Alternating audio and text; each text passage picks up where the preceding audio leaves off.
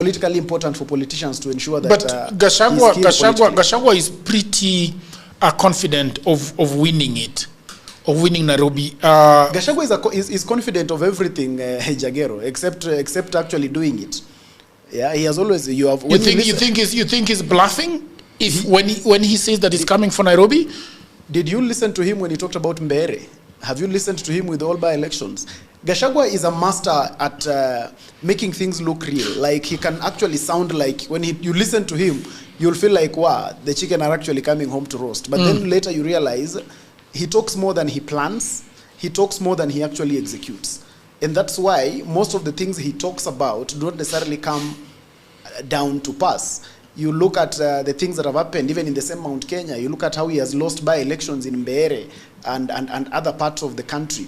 But when you listen to him, you would think he's winning with a margin of over half. So in terms of, he knows how to exercise political bravado, but in terms of the planning, organization, and execution, I think it's not his strength. And that's why even when you look at the political party in itself that he leads, there's a lot of fragmentation.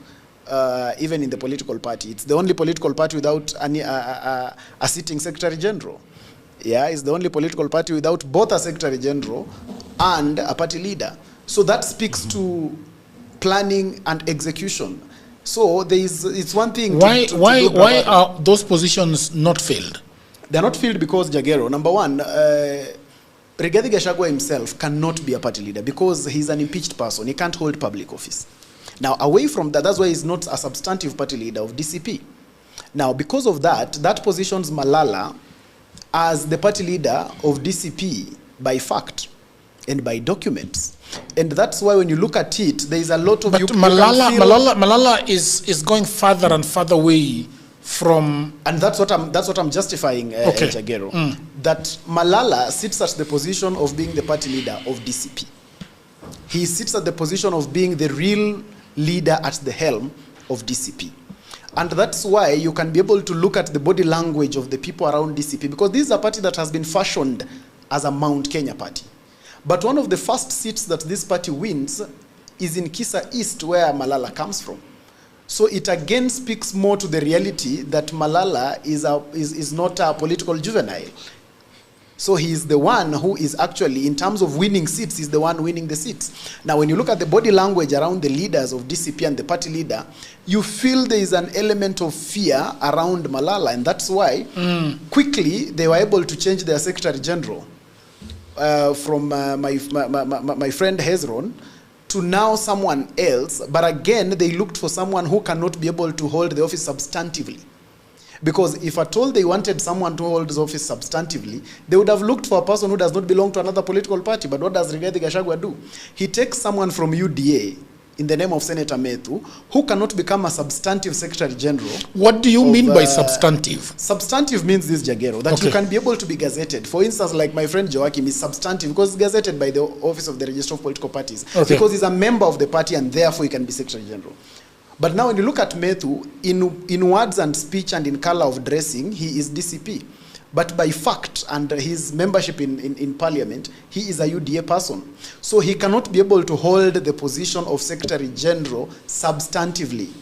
That shows you that the leadership here is being careful, because a Secretary General is a very powerful person in a political party.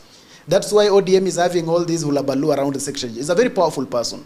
So you read that this party leader is trying to avoid a situation where he has a powerful Secretary General who is substantive, because himself is not substantive. But then that's very shocking, because then if you look at DCP, they don't have a party leader by fact. Substantive, that's the word that you're using. They don't have a Secretary General substantive, that's the word you're using. What do they have that is substantive? They have a deputy party leader in Cleophas Malala. That is substantive. So that deputy party leader? Deputy party leader. So in a sense, we can actually say that the substantive party leader of DCP is Cleophas Malala? By fact. But what do you think Cleophas Malala feels about this party? Do you feel that when he goes to sleep, this looks like his? He's far away from him. When he goes to sleep, I'm sure Cleophas Malala knows that he is not seated pretty in this political party, and he knows that the motivation for them to have Senator Methu as Secretary General was inspired by him speaking a lot when the party leader was out of the country, and there was need to tame him.